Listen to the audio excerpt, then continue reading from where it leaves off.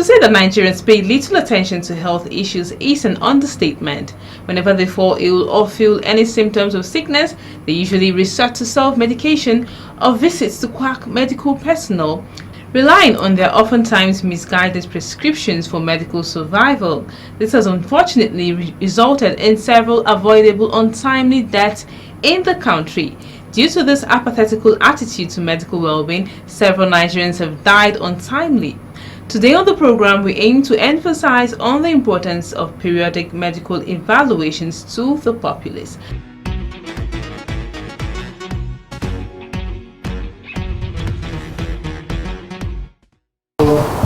Hello and welcome to this segment of the program. If you're just joining us, it's Let's Talk Health.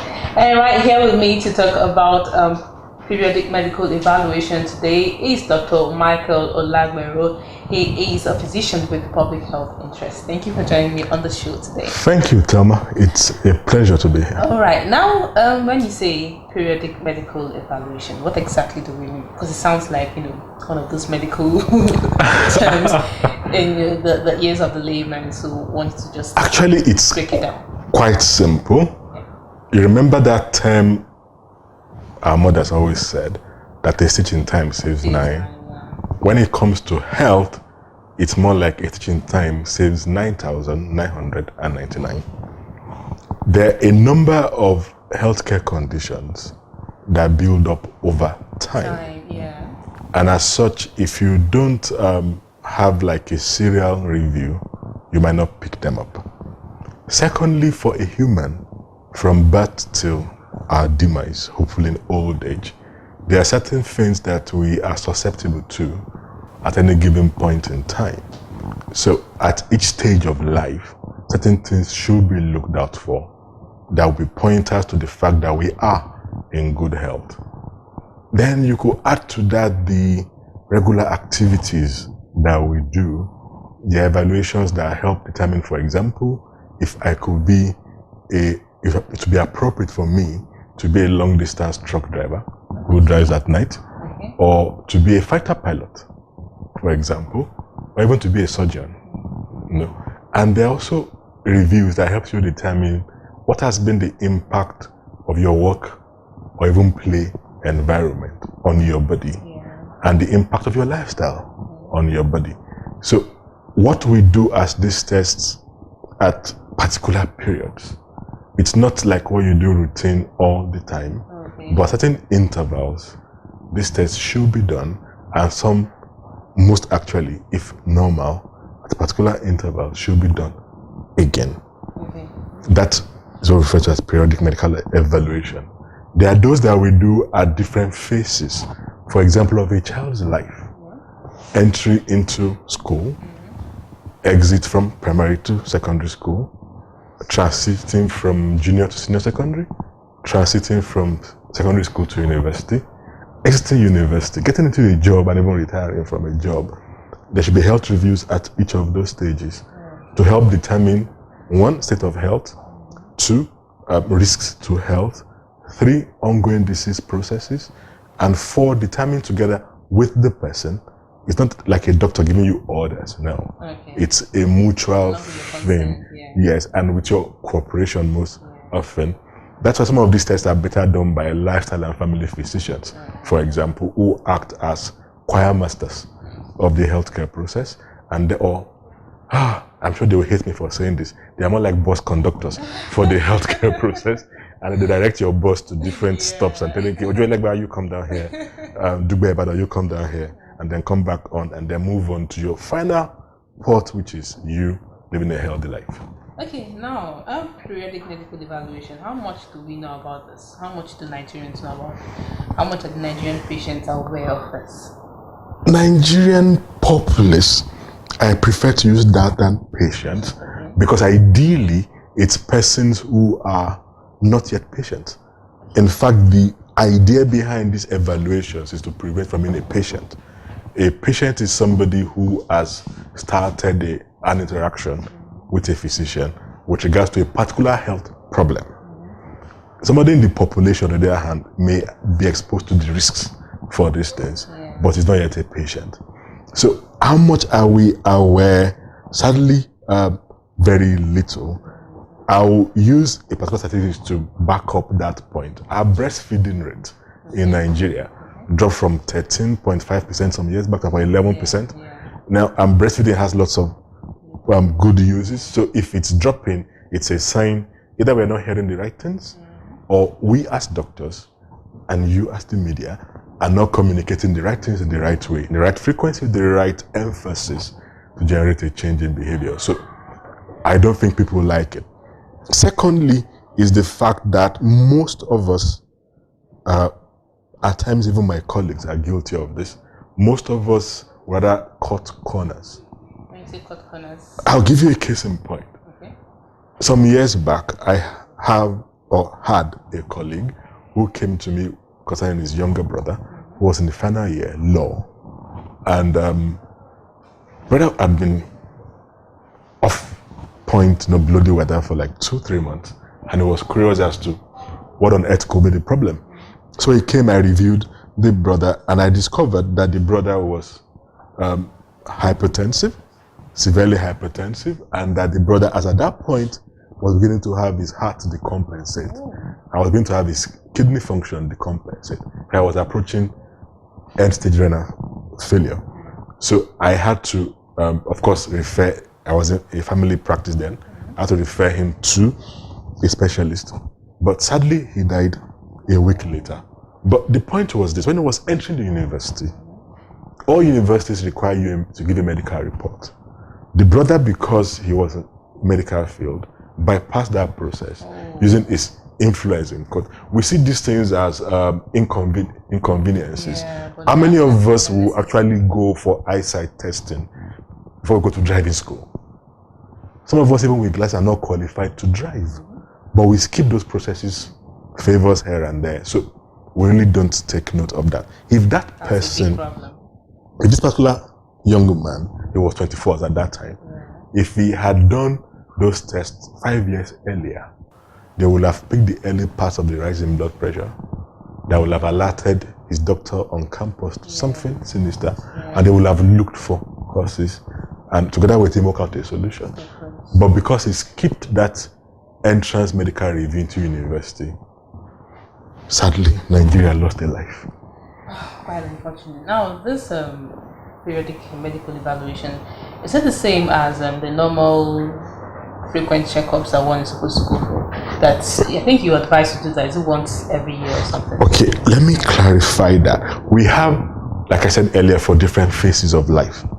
We have the ones for children, particularly kids under the age of 5. I call them babies under the age of 5. That lets you know, has this baby had the right vaccines it should have had? Is this child getting the appropriate nutrition it should have? Is this child having the right developmental milestones that it should have? And with regards to that, is this child growing mentally and physically at each point in time as he or she should? Now, let's fast forward a bit to our young women. It's been shown that about 75% of young women will have their first sexual intercourse, and I mean coital intercourse, from the ages of 21, 23 upwards. So once that happens, and you know, some of the early stages of sexual activity, particularly in the teenage years, there's a whole lot of experimentation. Remember the October rush that happens in universities. A particular pretty young woman has 4, 5, 6, 7. I've seen 10 young men who have interest in her. And somewhere over the next 18 months, maybe half of them get to the holies of holies. And then what happens is, when we have sex as men or women, be it oral sex or genital sex or even anal sex, we expose ourselves to the human papilloma virus. This virus is notorious. It's known as a virus that causes cancer and is gotten via sexual activity. In fact, it makes cancer of the cervix practically 99.4% an infectious cancer. Now, since women are exposed to this, within 3 years of a woman starting to have sex, she should have a cervical examination, should have a pap smear, and preferably, if she's high risk, multiple partners and all of that, or HIV positive, but she will have a check for HPV DNA, not just a pap smear. The DNA, that tells you the DNA is genetic material of the virus is present here. If it's present here, then it's likely there will be problems with the cells. Now, if all is clear, come back in 3 years. Until you are, when you approach 65, then the frequency elongates. And then if you've had an all clear for a period of time and you are above a particular age, you're practically excused from that. Also importantly for women, and I'll say even for young women from the ages of 17, 18, because I have been part of teams that have diagnosed breast cancer as an 18-year-old woman. Now, breast cancer is the most common cancer among a women that kills a woman in Nigeria. To have a cancer of the cervix and ovary, they form rather potent, morbid trial. Now, a woman is her own best physician in determining the onset of breast cancer. Why do I say that? She has the ability to examine her own breasts every menstrual cycle. And if something goes wrong, you go to every menstrual cycle, particularly 4 days after the cessation of the menstrual flow. Every woman should examine her breast. Should get used to what they look like, to what they feel like when you touch them. And if you have a spouse or a sexual partner, give that person the extra job of helping you examine also. I mean, you shouldn't take the benefits for nothing. No. Yeah. Seriously, your lover is a stakeholder in your health. And a woman sees her breast as one of the things that determines her sense of, what's the point, that term now? A sense of value, as it were. Her body image comes from how she feels her breasts are. That's possibly one of the first things that the guys noticed when she was in secondary school. You know, that made her know something was different about her. So it becomes part of her self-esteem. Apart from part of her self-esteem, it becomes part of what helps her to nurture a life. It becomes part of what helps her to bond with her beloved or to bond with her child, and it's part of how she expresses her sexuality. So a lover is a primary stakeholder in a woman's breast. That's so apart from the woman, he should do the examination. Also, there's a caveat to that. 2% of cases of breast cancer are in men. So it helps if the female partner also does the converse and helps it. But the man has no menstrual cycle. So just be quick to note if something is awry or looks unusual. And what might be unusual, the contour of the breast could change. Go see a doctor. The skin could look different. You know the way orange pills look like? At times the surface of the breast looks like that. The nipple or any part of the skin could be tucked in like a dimple going in. Go see a doctor. And if you feel anything that's like a swelling, even if it's as small as a grain of rice, go see a doctor. It's better to be smaller, sir. Yes, to be safe than sorry. Okay. So, what do we really attribute to the Nigerian populace, like you said earlier, the fact that we don't take our health seriously? Because it's not something we do often. I think, don't we say it's part of because of we do out-of-pocket spending more? That's a factor. And so long as we don't have a proper scheme, the NHIS scheme, don't have something like that in place, we're still going to keep having this problem whereby people turn up late for diagnosis and all of that. What can you say to that? It has at least 4 pillars or foundations, that kind of behavior. One, in my personal humble opinion as a healthcare professional, I'm of the opinion that our educational system is faulty.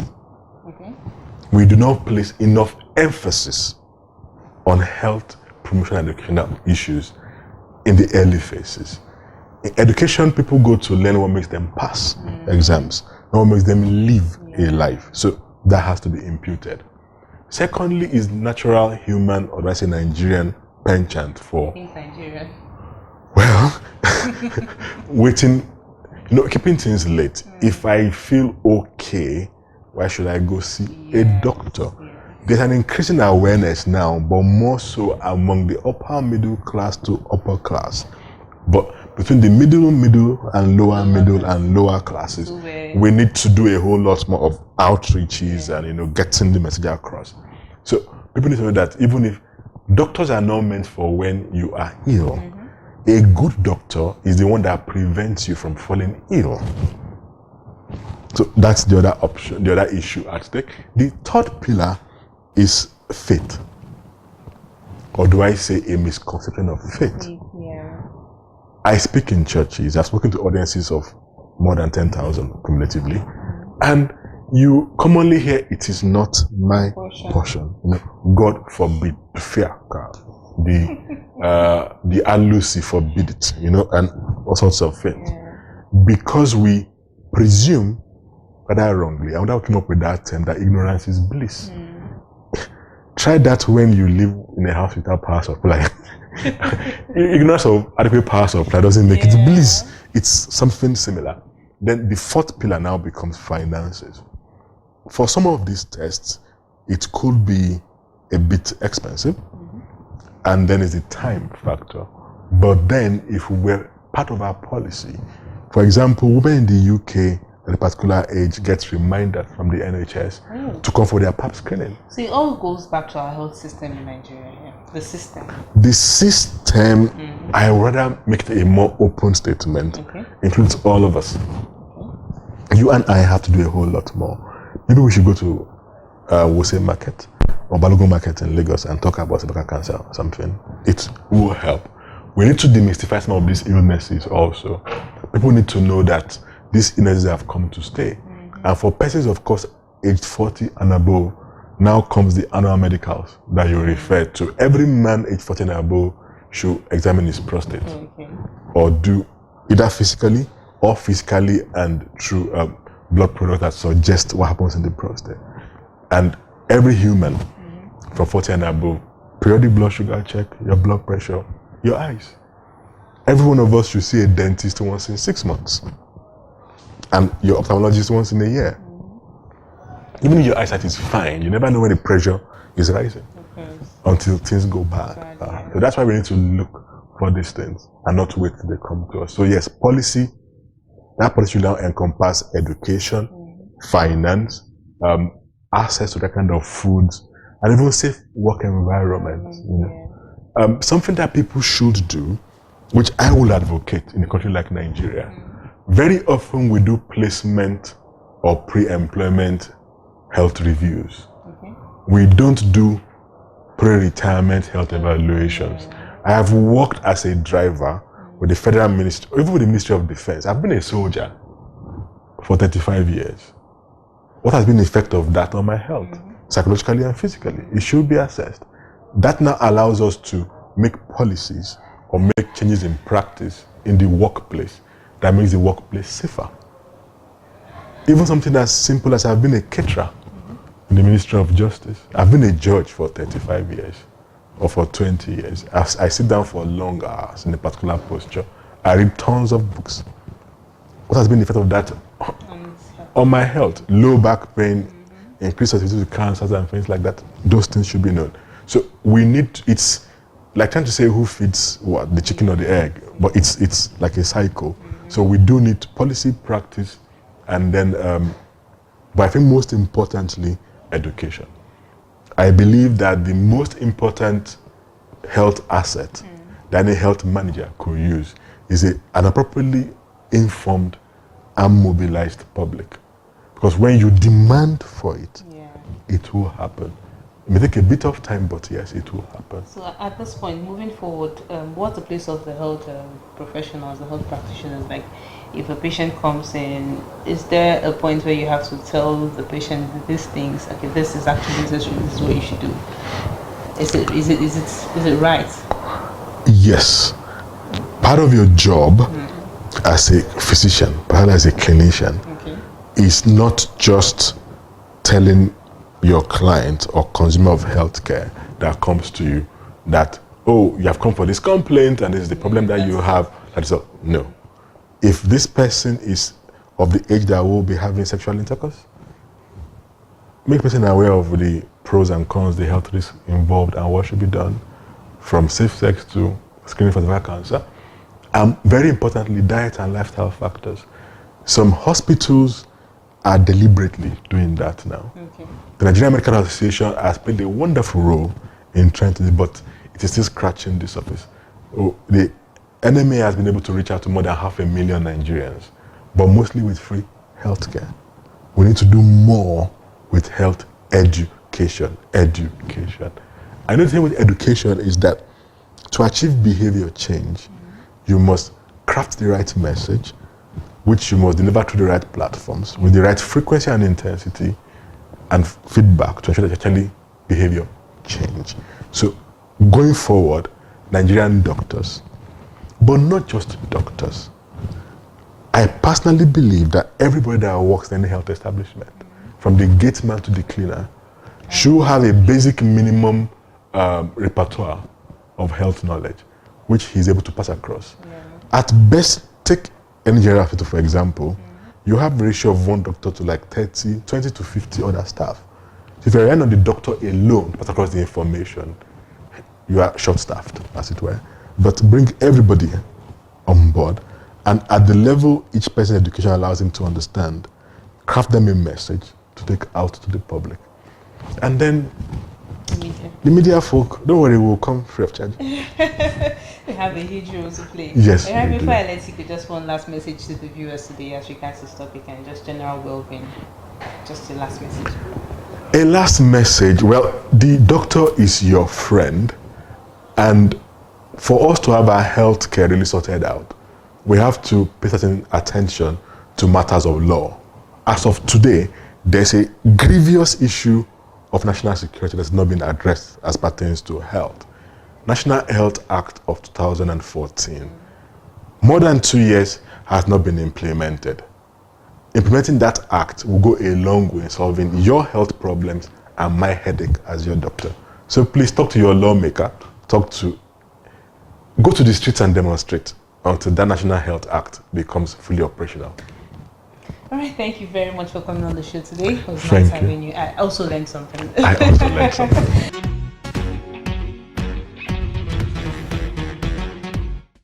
And that ends the program today. Many thanks for watching. Till I see you next week.